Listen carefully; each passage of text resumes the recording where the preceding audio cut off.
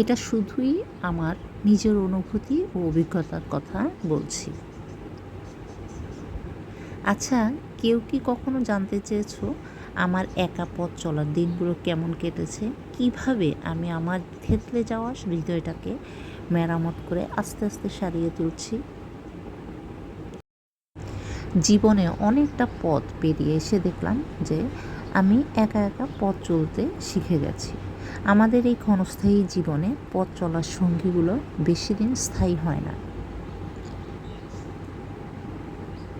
পৃথিবীতে হাজারো মানুষ আছে যারা একা পথ চলে, তারা কাউকেই ভয় পায় না। আমার একলা পথ চলার সঙ্গী হিসেবে নিজেকে ছাড়া আর কাউকে পাইনি।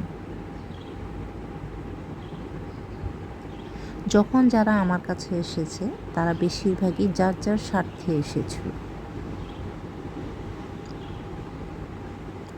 এটা সত্য, স্বার্থ ছাড়া মানুষ তো মানুষ হতে পারে না।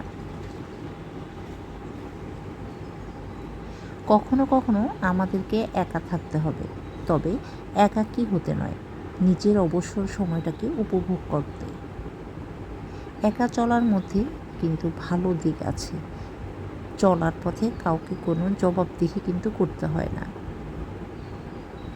স্বার্থপর এই দুনিয়ায় একলা চলার সাথে বন্ধুত্ব করেছি, যা আমায় বেঁচে থাকার শিল্প শিখিয়েছে।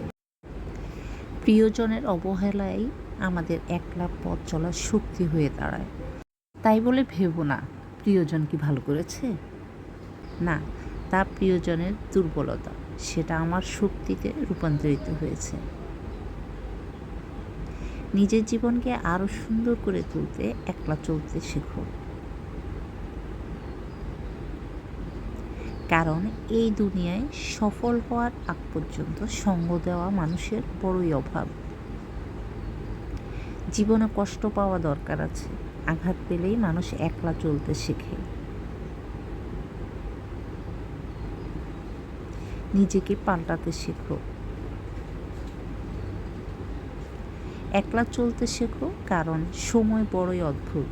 আজ যে তোমার পাশে আছে, কাল সে নাও থাকতে পারে। পৃথিবীতে আমরা একা এসেছি, একাই যেতে হবে।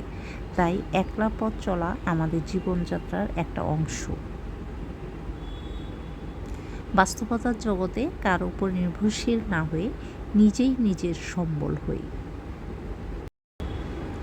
এই জগৎ বড়ই কঠিন, কঠিন জগতে মানুষগুলো অদ্ভুত, কেউ কারো নয়। তাই একটা কথা বলতে হয়, যার কেউ কাছে না রয় তাকে একলাই চলতে হয়। সুস্থ থাকতে হলে নিজেকে অনেক অনেক ভালোবাসতে হবে।